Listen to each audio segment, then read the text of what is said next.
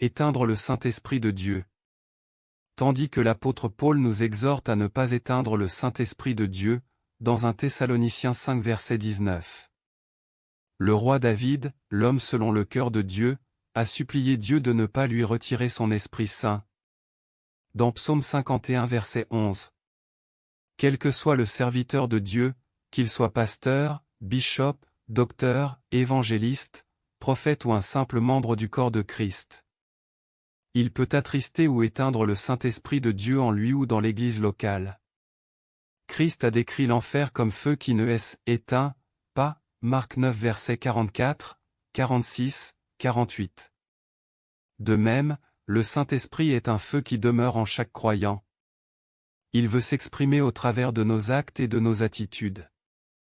Quand les croyants ne permettent pas à l'Esprit de se manifester dans leurs actes, quand nous faisons ce que nous savons être mal, nous attristons ou éteignons l'Esprit en ne lui permettant pas de se révéler comme il le voudrait.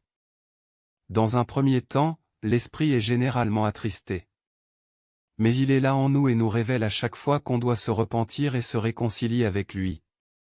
En persistant dans le péché, certaines personnes, pour se défendre, tandis qu'ils connaissent la vérité, ont tendance à ne pas reconnaître la vérité, ou les œuvres du Saint-Esprit, allant jusqu'à les bannir ou les attribuer à quelqu'un d'autre.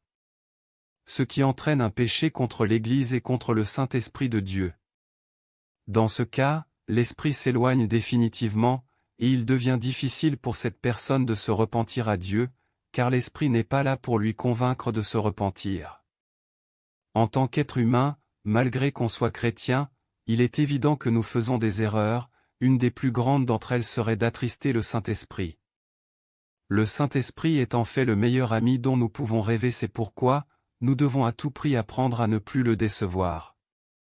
Le Saint-Esprit est extrêmement précieux, selon ce qui est écrit dans Éphésiens 4 versets 30 à 32.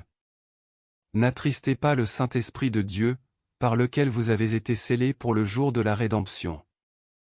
Que toute amertume, toute animosité, toute colère, toute clameur, toute calomnie, et toute espèce de méchanceté, disparaissent du milieu de vous.